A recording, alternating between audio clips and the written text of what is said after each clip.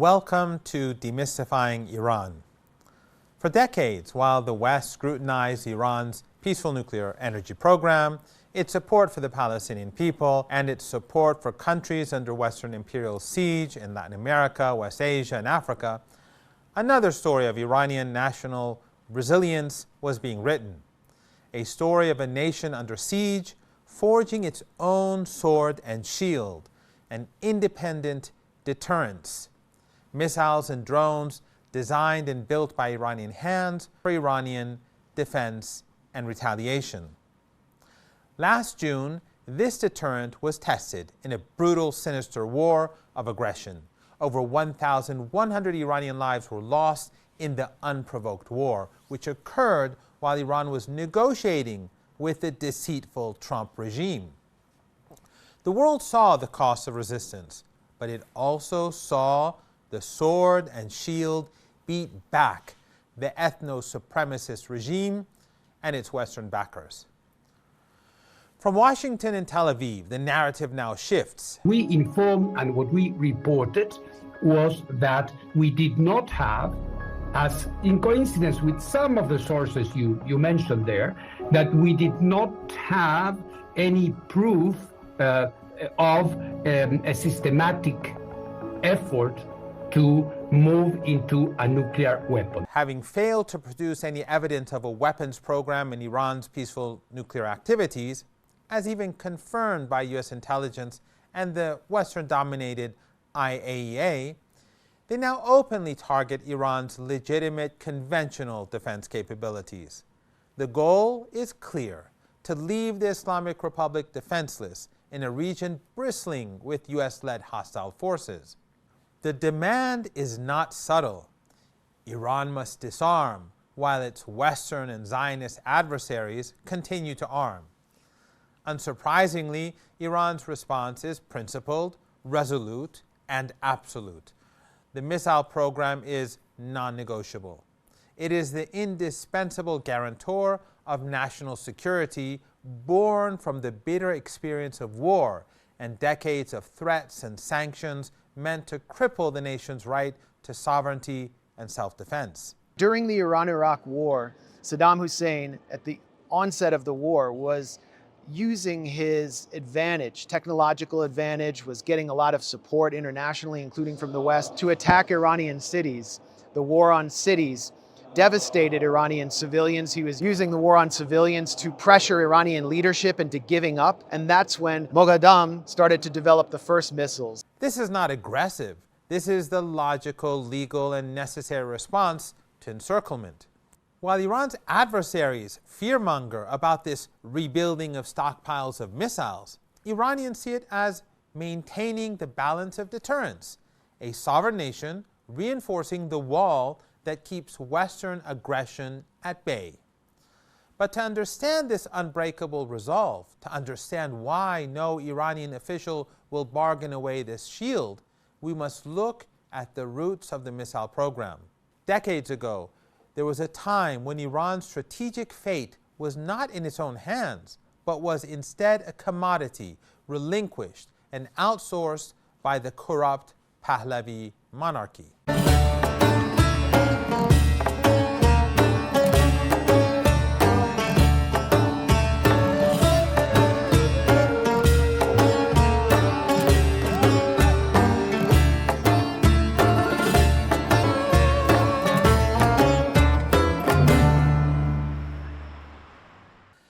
Before Iran's indigenous defense industry was created, its security was not a product of its own will, but depended on imperial powers. Before the Islamic Revolution, Iran was often described by Western officials, particularly Americans, as the policeman of the Persian Gulf, a subordinate pillar of Western regional strategy. The reality was one of profound dependency and enormous military expenditure by Iran to preserve Western interests. Billions were spent on advanced American weapons, jets, tanks, fleets, with U.S. military advisors installed to prevent Iranian engineers from comprehending the purchased technology. During the Shah's reign, the United States provided an open-ended agreement to sell enormous quantities of any non-nuclear weaponry to Iran, with multi-billion-dollar contracts executed in the late 1960s and early 1970s. Regarding surface-to-surface missiles, this access was quickly revoked. The U.S. first denied the sale of the Lance missile system with a 120-kilometer range. A refusal later extended to include rockets with a range of 60 kilometers. Confronted with this technological prohibition, the Shah turned to the Israeli regime. A joint venture named Project Flower was launched in 1977 with the technical goal of increasing the range of the Israeli Gabriel anti-ship missiles to between 150 and 200 kilometers. The project concluded in 1978, before the revolution, without achieving its objectives. Despite Iranian funding, Israeli experts departed, taking all technical documentation with them. In 1979, with the rise of the Islamic Republic, all ties with the Zionist regime were severed completely, and the one-sided Project Flower was officially terminated. Iran received only obsolete technology through the ridiculously expensive partnership with the Zionist regime, while Israel covertly utilized Iran's $1 billion investment to finance the development of its own next-generation weapon systems. Consequently, after the revolution and Saddam's Western-backed aggression in 1980, Iran lacked operational missile systems and the foundational knowledge to produce them. The sequence, an initial technological denial by the U.S., followed by a financially and technically exploitative partnership with the Israeli regime, functioned as a strategic catalyst. It demonstrated the unreliability and deceptiveness of foreign suppliers and created a direct security imperative. The logical and necessary outcome was the pursuit of fully independent domestic missile and drone programs, which became the cornerstones of Iran's post-revolution defense doctrine. Saddam's Western-backed 8-year war of aggression was a turning point. While both Western and Eastern blocs armed the aggressor to the teeth, with the West even providing Saddam with a massive chemical weapons capability, they placed an embargo on Iran's own defense. Hence, a critical realization hardened. The era of purchasing and reliance was over. The era of building and self-sufficiency had to begin.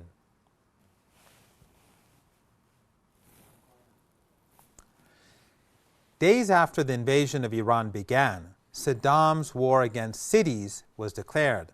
On October 8, 1980, 3 Frog 7 missiles fired from far behind the front lines struck the very heart of Dezful, crashing onto homes and marketplaces. For 3 long years, Iran's border cities lived under a rain of fire, with long-range artillery pounding them endlessly. The world watched and sent more weapons to the aggressor. And what did Iran have? Project Flower was a useless scrap of paper.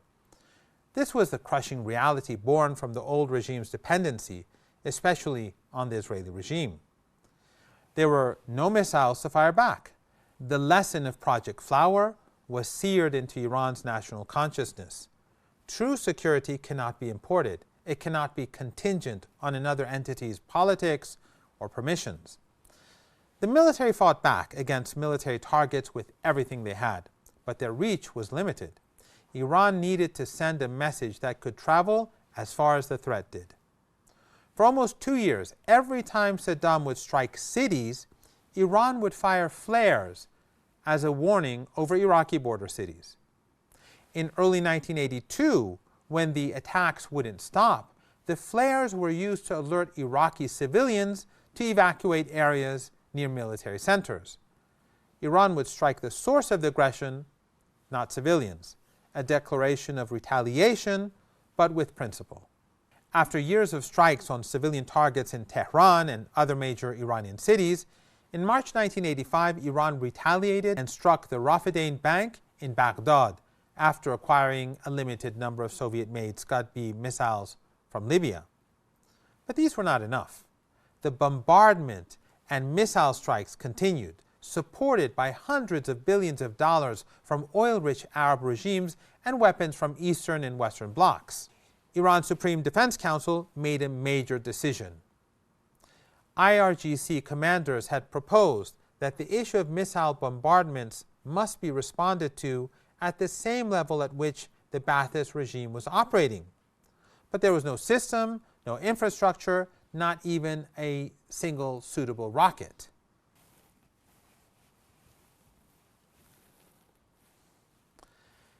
A decision was made.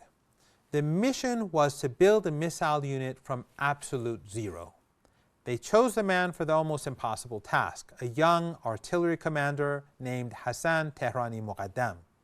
His order was to acquire the knowledge that no one would sell Iran. In late 1984, he and 12 others embarked on a journey to Syria. There were not enough of them, so they split into shifts, morning and night, each man mastering multiple roles: launch command, assembly, fueling, and guidance. They were transforming themselves from artillery officers into the founding fathers of a new force. While Tehrani Muqaddam sought the knowledge abroad, another young visionary, Amir Ali Hajizadeh, established the Hadid Missile Brigade. Although the brigade had neither missiles nor launchers, he swiftly moved to create an infrastructure. This was the birth of Iran's missile program, the IRGC's aerospace force emerging from the necessities of resistance. Soon, the first physical missiles would arrive from Libya to begin the process of reverse engineering. The Oghab and the Shaheen missiles were Iran's modifications and first steps onto the path of indigenous design. This process gave birth to more than missiles. It forged an unshakable understanding. Facing an enemy, Iran found a strategic equalizer. The missile became the great leveler, but they had to be made at home.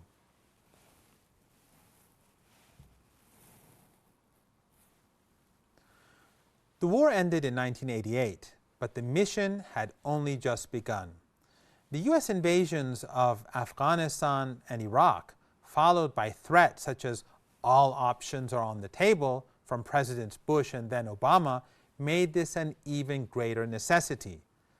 The capability to build missiles had been proven. Now the task was to build an industry with indigenous research and development, a fundamental transition from the improvisation of garage workshops to the enduring power of a national military ecosystem. This was about much more than a single series of weapons. It was about weaving self-reliance into the very fabric of the nation. The foundation of this ecosystem was laid not first on factory floors, but in top Iranian universities and academic programs that became incubators. Research and development shifted from reactive copying to forward-looking and ultimately cutting-edge innovation, training a new generation of scientists across many fields. Institutionally, the scattered efforts were unified and boosted. Entities like the Aerospace Industries Organization and major IRGC-owned defense conglomerates were created. These were not just factories. They were integrated engines of innovation, handling everything from raw material science to final assembly, from research to mass production. The products of this ecosystem then began to evolve. The first family, the Shahab missile series, mastered liquid fuel propulsion and extended its reach. But liquid fuel had its limits. It required time-consuming preparation. The pursuit of a quicker, more survivable response led to the next breakthrough: solid fuel technology. This was the game changer. Missiles like the Fateh and Zelzal represented this leap. They were stable, reliable, and crucially, swift to launch. They could be moved, hidden, and fired before an adversary could react. This technology reached its apex with the Sejil missile, a sophisticated, long-range solid propellant system that announced Iran's mastery of one of the most demanding disciplines in rocketry. In parallel, cruise missiles like the Sumar, Ya Ali, and Hoveze were also developed, flying low and fast to evade radar. Perhaps just as transformative were unmanned aerial systems, drones. Together, these systems created a layered, multifaceted shield and sword, each component designed to complicate an enemy's calculus.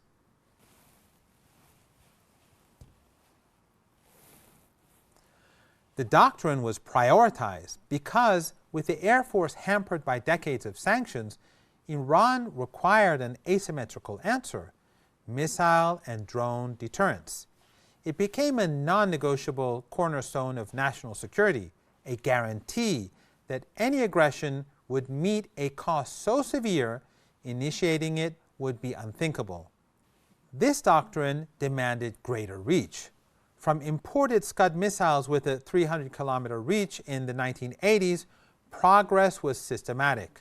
Through reverse engineering and incremental upgrades, Iran developed increasingly capable medium and long-range ballistic missiles, an undeniable strategic achievement.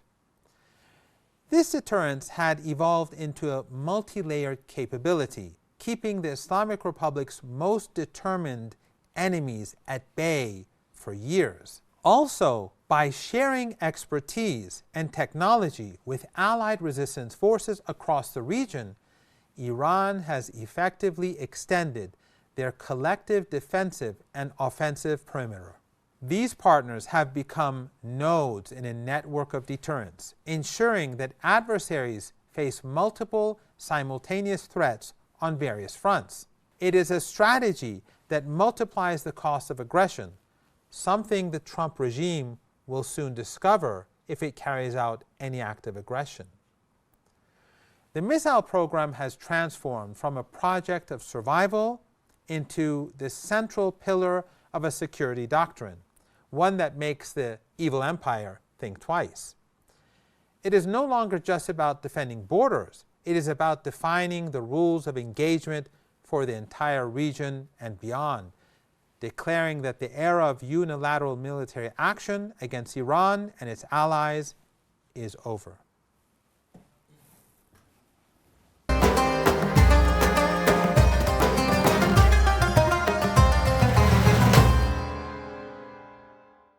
For a long time, military power was judged by the size of weapons stockpiles. But a nation forged under decades of sanctions and threats learned a different lesson. Real power comes from innovation, not just inventory. This lesson was decisively proven during the 12-day war of aggression, where Iran confronted an enemy protected by what was often described as near invulnerability. For years, a powerful narrative existed, the myth of the Iron Dome. Global media portrayed it as a perfect, unbreakable wall of defense, the ultimate symbol of high-tech advantage, funded and supplied by the United States. But a strategic shift had occurred. Missiles like the Emad and Khorramshahr represented this evolution as instruments of indigenous technology capable of striking very hard and with precision. When the US-Israeli attack came, the enemy was protected not only by the American-enabled Iron Dome and Arrow 3 systems, US SM-3 and SM-6 missiles, US Patriot PAC-2 and PAC-3 systems, but by the latest and most expensive American system, THAAD. The defense consisted of multiple layers of the world's most costly shields. The myth of invincibility shattered in just 12 days. The defense systems proved unable to counter the Islamic Republic's onslaught, whether powerful, highly advanced ballistic missiles or even older generation missiles that swarmed and overwhelmed US and Israeli defenses. A significant amount of the entire US global stockpile of THAAD interceptors was fired in less than 2 weeks, with each interceptor costing approximately $12 million. The financial toll of the THAAD effort was astronomical. Yet the most critical fact remains. Every weapon Iran used in its retaliation was domestically produced. Despite decades of sanctions designed to cripple its industries, including the military sector, Iran achieved strategic high-tech self-sufficiency. While its enemy relied on expensive foreign supply chains, Iran built this capability independently and at a fraction of the cost. This exposed a fundamental problem. American production facilities can manufacture limited numbers of these complex THAAD interceptors in an entire year. The shield is not only prohibitively expensive, it is logistically unsustainable. In contrast, Iran's domestic production capacity is resilient, decentralized, and capable of regeneration. The economic difference is stark. The adversary must spend enormous amounts of money to intercept what Iran can produce for a fraction of that cost. The 12-day war revealed a new reality. A domestically built defense industry can challenge and defeat even the most heralded shields. The notion of Western invincibility was a myth. Resilience, ingenuity, and strategic independence are now the facts on the ground. The trajectory is clear. True security is forged through indigenous capability, strategic intellect, and unwavering resolve, something the enemies of Iran and the axis of resistance may soon learn the hard way. Western media and elites, liberal and conservative, can lie all they want about casualty figures in the CIA and Mossad-led riots. Even though their regimes are responsible for every death, they do this to supposedly justify war against the Iranian people.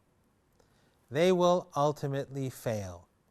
Iran's military capabilities ensure that any aggression will lead to the collapse of Western economies. See you next week.